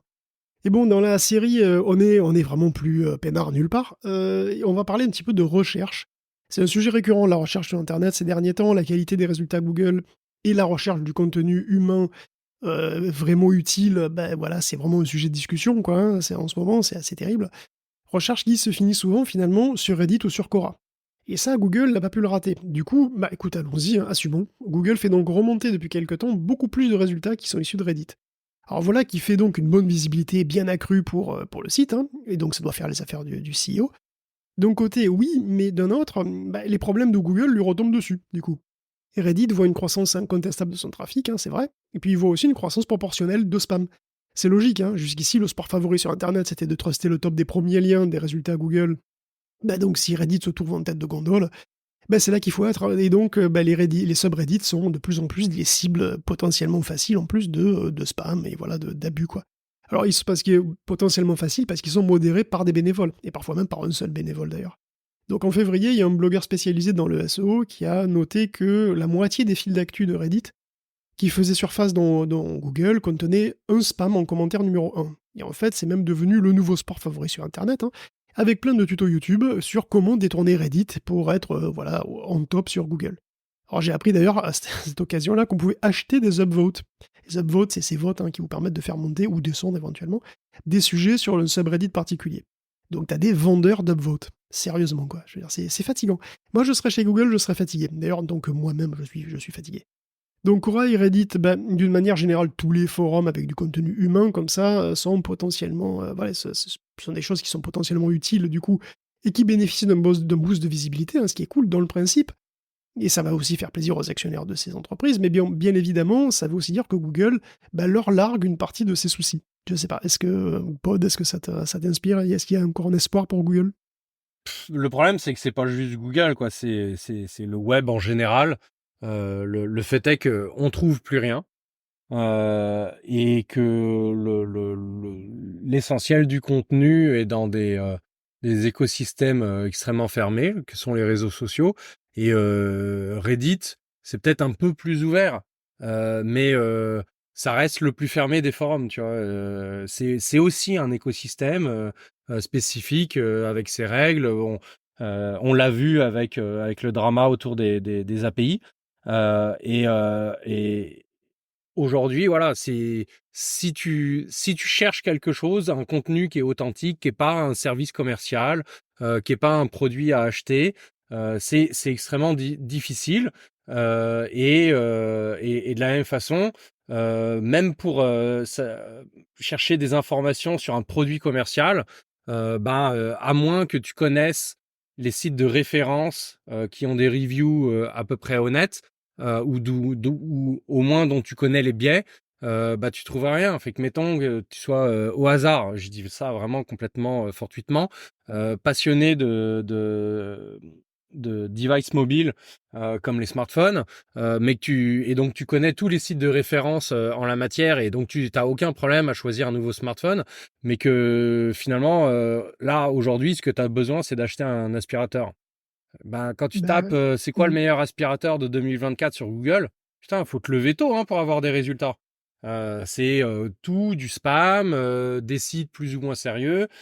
Si dans le lot, il y a un site qui est vraiment une référence par des gens dont c'est le métier, par exemple, de faire du ménage ou ce genre de choses, bah, tu le trouveras pas parce que toi, tu t'as pas ces refs-là, donc c'est pas un site que tu suis depuis des années, ce genre de choses. Donc voilà,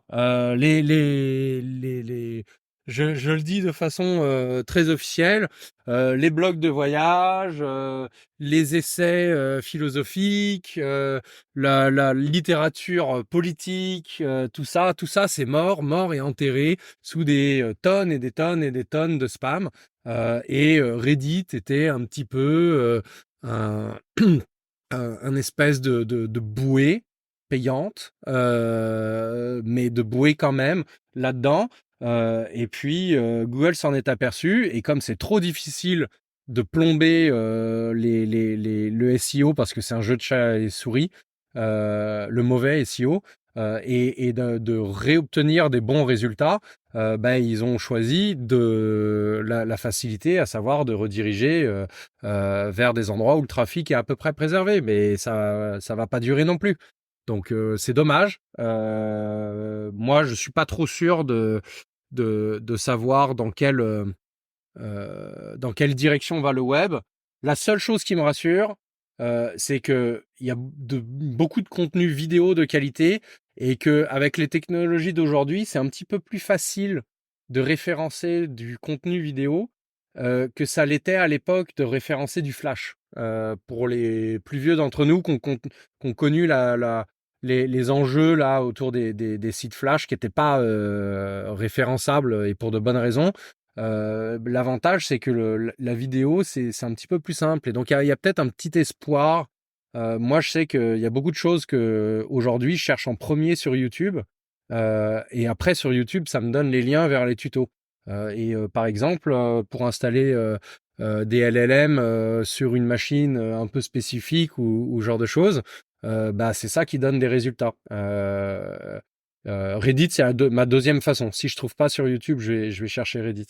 Mais c'est triste, c'est super triste, et je peux pas m'empêcher de penser que il y a des gens aujourd'hui qui ont 18 ans et qui n'ont jamais vraiment connu un web fonctionnel, où on pouvait trouver tout et n'importe quoi, ou quelqu'un qui partageait ses états d'âme sur des choses aussi ordinaires que nourrir les canards, pouvait avoir un espace d'opinion où il allait y avoir une centaine de personnes qui sont aussi dans cette niche et qui trouvent un intérêt à lire ce genre d'article. Aujourd'hui, c'est pas possible. Les skyblogs, tu nous rappelles l'époque des skyblogs. En vrai, oui. Mais je sais, oui, c'est ça en fait. Hein. Je sais bien, mais c'est.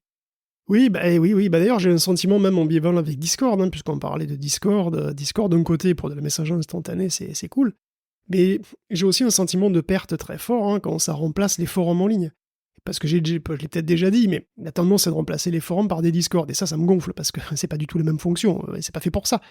Tu vois, sur les forums, tu peux trouver. Ouais, vas-y. Non, je ne peux que plus soyer. Oui, sur les forums, tu peux trouver des informations qui restent utiles sur le temps long, qui sont trouvables et qui sont indexées par les moteurs de recherche. Donc, tout le savoir qui est écrit sur les Discord reste prisonnier des Discord. Et c'est une perte, je pense, parce que c'est beaucoup. C'est introuvable, quoi. Je veux dire, sauf si tu connais, tu es absolument introuvable. Et puis en plus, Discord, c'est un peu bordélique aussi. Si tu cherches des infos, en tout cas, c'est quand même assez bordélique. C'est peut-être moi qui suis trop vieux, mais je trouve ça plus bordélique, en tout cas, que les forums. Et puis, pour les journalistes, les historiens, etc., c'est aussi un problème. Je peux donner un exemple spécifique. Je peux peut-être pas, je me rappelle pas comment ça s'appelle cette boisson. Shit. Aujourd'hui, c'est vendu comme des compléments alimentaires là, de type protéines, shake, ce genre de trucs. Mais pendant un temps, c'était vendu comme un vrai substitut de repas pour des gens qui veulent arrêter de manger parce que pour des raisons X ou Y, ne trouvent aucun plaisir ni en termes de goût à manger et encore moins en termes social, de prendre une demi-heure, une heure pour s'attabler, et encore pire si c'est avec des gens. Ce produit, dont j'aimerais vraiment que le nom me revienne, ça sera beaucoup plus clair pour nos auditeurs. Il est né d'un mec qui écrivait un blog et qui faisait ses propres expériences, ses propres dosages, jusqu'à ce qu'un jour il ait trouvé quelque chose qui fonctionnait, et tout ça. Tu parles du Soylent ? Merci. du Solent. Et ces articles-là, aujourd'hui, sont introuvables. Très probablement que l'entreprise a voulu nettoyer ça, mais forcément, des gens ont fait des copies. Forcément, il y a des archives. Forcément, des gens en ont parlé sur les forums, etc. Mais aujourd'hui, on ne trouve plus rien. Et plus le temps passe, plus ces forums-là vont être débranchés, ces archives-là vont disparaître, etc., etc. Fait que, voilà, je trouve ça dramatique. Non, mais effectivement. Effectivement, alors, il y a la Wayback Machine, hein, quand même, qui fonctionne toujours. Et puis encore là, la Wayback Machine, qui la finance, quand, comment, combien de temps ça va durer? Faut se poser la question aussi sur Wikipédia. Aujourd'hui, Wikipédia, tout le monde prend ça pour acquis. Mais faut pas oublier que voilà, il faut mettre la main à la pâte parce que sinon ça disparaît. Il y a une règle de résilience de si t'as 2, t'as 1, et si t'as 1, t'as 0, parce que il y a toujours un truc qui peut fermer. Donc si tu t'achètes une baraque dans un village en disant ah bah il y a une boulangerie, c'est pas si pire, bah, c'est comme s'il y en avait 0, elle peut fermer demain. Bah là c'est pareil, si les gens prennent pour acquis que bah tu sais en termes de recherche et tout pour des trucs un peu velus, blablabla, c'est bon, il y a Wikipédia. Non, si demain Wikipédia ferme, qu'est-ce qu'on fait? Et la Wayback Machine, c'est pareil. Au-delà du fait que ça répond pas tout à fait à la problématique d'enquêter, d'archiver l'historique d'une entreprise un peu shady et d'aider le travail journalistique, c'est parce que la Wayback Machine, ça te répond quand tu as déjà trouvé ta piste que tu suis. Effectivement, c'est un outil, mais c'est pas quelque chose qui te permet d'identifier ce que tu cherches. Oui, c'est vrai, c'est vrai. Et bon, en plus, par-dessus tout ça, il y a effectivement la mutation des moteurs de recherche qui s'annonce avec des IA qui vont encore créer une sorte de mur, si tu veux, enfin, une sorte de couche d'isolation supplémentaire. Bon. Moi non plus, je ne sais pas, du coup, à quoi va ressembler le web dans le futur, mais je pense que vous non plus. Mais par contre, ce qui est bien, c'est que vous allez pouvoir le savoir, parce qu'on va rester et on va vous le dire, nous, à quoi ça va ressembler. Et on va suivre tout ça ensemble. Mais bon, en attendant, on va conclure cet épisode avec une petite section jeux vidéo, comme on le fait toujours. Alors, on va commencer par Meta quand même, qui ouvre sa plateforme VRXR aux autres constructeurs. Donc Horizon OS voudrait devenir un petit peu l'Android des casques VR. C'est l'ambition de Mark Zuckerberg, c'est un coup à jouer finalement, puisque pourquoi pas. Donc il va y avoir sans doute des casques Quest chez Asus ou Lenovo, et à tous les prix, avec peut-être des caractéristiques un petit peu propres, un petit peu différentes. Mais bon, tous devront quand même partager le hardware de base, qui vient de chez Qualcomm, et aussi la couche Horizon, cette espèce de couche sociale, donc ce réseau social VR, qui est donc une sorte de début de métaverse, et qui deviendra aussi une sorte d'OS universel. Donc, en fait, Horizon OS va devenir une sorte de Windows pour les casques, quelque part, voilà aussi, si vous voulez. Windows ayant lui-même été un temps un système d'exploitation avec une composante VR, d'ailleurs, qu'il a dégagé il y a peu, donc ça n'a pas très bien marché. Mais bon, oui, souvenez-vous, Windows Mixed Reality, avec les casques de toutes les marques, qui se trouvent vraiment très très peu cher sur Internet en ce moment, donc si vous voulez, sur le bon coin. Mais bon, premier partenariat marquant quand même de tout ça, Microsoft et Xbox en particulier, et ce sera un MetaQuest 3 Xbox Edition, donc ce sera avant tout un MetaQuest 3, donc ça va arriver avec du verre sur la coque et une manette Xbox, et puis à peu près tout. Vous enflammez pas, ce n'est pas du tout une réponse au PSVR, pas du tout. L'idée c'est de jouer sur un écran géant en réalité mixte, un petit peu comme avec un Vision Pro. Voilà, est-ce que ça signifie un intérêt renouvelé de Microsoft pour la réalité virtuelle? Moi, j'irais pas jusque-là. Je sais pas si tu as Tu penses que c'est... Non, je pense pas que Microsoft va-t-il se relancer dans la VR, je suis pas sûr. C'est pas une entreprise super persistante. Il y a peu de chance. Ouais. Et bon, on va donc enchaîner avec encore des mauvaises nouvelles. Take-Two va licencier 5% de ses employés après avoir dit le mois dernier que c'était pas du tout prévu. Alors Take-Two, c'est quand même Rockstar Games, c'est aussi Zynga, et bon voilà, et donc ils ont quand même déboursé 460 millions de dollars tout dernièrement pour acheter Gearbox. Donc Take-Two, est-ce qu'ils ont des soucis d'argent? Je suis pas sûr. Mais il y a quand même 600 personnes sur le carreau, après les presque 20 000 quand même qui ont déjà été bourdés en 2023 et 2024 sur le secteur du jeu vidéo uniquement. Et c'est pas fini. Et d'ailleurs, ça risque de merder en Europe aussi, puisque on parlait de Gearbox là, juste tout de suite. Ils l'ont acheté à qui, Gearbox, les gars de chez Take-Two? Ils l'ont acheté à un Embracer. Mais Embracer, le truc, c'est que cela n'existe plus, ça y est, c'est fini. On vous parle depuis des mois, probablement des soucis du groupe suédois. Alors, depuis que les Saoudiens leur ont finalement pas donné les 2 milliards de dollars qu'ils espéraient. Ben, ça, voilà, ils payent, mais vraiment très très très cher sa fièvre acheteuse, qu'il a eu depuis, je sais pas, 2019-2020, un truc comme ça. En tout cas, au plus haut, le groupe Embracer, c'était 110 studios et 12 000 employés, donc un éditeur de classe mondiale, hein, dont la descente aux enfers se termine finalement sur une dislocation complète. Donc Embracer va être divisé en 3 groupes: Asmodee, Coffee Stain and Friends et Middle-earth Enterprises and Friends. Le premier, vous le connaissez de nom, hein, voilà, c'est la branche jeu de plateau, Asmodee, c'est assez connu. Coffee Stain, c'est le groupe qui va comprendre un petit peu les petits studios plutôt, les licences comme Satisfactory, God Simulator, Valheim ou Teardown. Et le dernier, il va regrouper les gros studios, du coup, les studios qui font des AAA, et c'est aussi celui qui sera propriétaire de la licence du Seigneur des Anneaux, d'où le nom, hein, bien sûr, tout simplement. Donc Tomb Raider va se retrouver en terre du milieu, hein, tout simplement, avec des amis, puisque c'est là que la branche de Square Enix Occident se trouve, désormais. La branche Occident de Square Enix qui a été rachetée par Embracer à l'époque. Donc tout ça, bon, ça va pas se faire du jour au lendemain non plus, hein, là ça a été décidé, mais évidemment ça va prendre des mois et des mois, et la réorganisation va prendre du temps, et il est aussi à craindre qu'elle ne provoque ses propres vagues de départ, malheureusement, à un moment ou à un autre. Et bon, on peut finir sur Apple, sans doute, puisque ça y est, il existe un magasin alternatif sur l'App Store, il s'appelle Allstore Pal, et il propose des applis gratuites, mais qui sont payantes. Enfin, il propose 2 applis, pour être précis, une gratuite payante et une payante. Vous avez rien compris, c'est normal, c'est le but d'Apple, de toute façon, hein, que vous n'alliez surtout pas voir ailleurs. Et si ça vous prend quand même, de toute façon, il y aura plein d'étapes, plein de messages anxiogènes, mais bon, après, les messages anxiogènes, c'est un peu pareil sur Android quand même pour le coup, où il faut aller dans les réglages pour autoriser le sideloading, etc. Mais bon, pour le coup du payant gratuit, c'est aussi logique, hein, puisque Apple impose une taxe sur les apps hors App Store, souvenez-vous. Et donc, comme Riley Testu doit pas être méga riche, hein, il vous charge 1,80€ par an pour compenser. Et donc, comme vous payez le store, même les applications gratuites dedans ne sont pas complètement gratuites. Et d'ailleurs, l'une est un émulateur Nintendo, un émulateur multimachine, hein, qui s'appelle Delta et qui marche avec des ROM que vous devez lui fournir vous-même. Apparemment, ça marche comme on s'y attend. Donc mes craintes ne semblent pas fondées. On peut jouer, voilà, il suffit de fournir les ROM, ça a l'air de passer. L'autre appli du store, c'est Clip. Ça s'appelle Clip. Et c'est un gestionnaire de copier-coller, voilà, qui est capable d'analyser ce qui se passe en arrière-plan. Donc lui, c'est un payant par contre, hein, voilà. Alors ce qui est assez cocasse, c'est que Delta est gratuit dans l'App Store aux États-Unis, enfin disons hors Union Européenne, mais il n'est pas dans l'App Store, donc dans l'Union Européenne, il n'est que sur l'App Store PAL, ce qui veut dire que en fait, il est payant alors qu'il devrait être gratuit, même s'il est gratuit.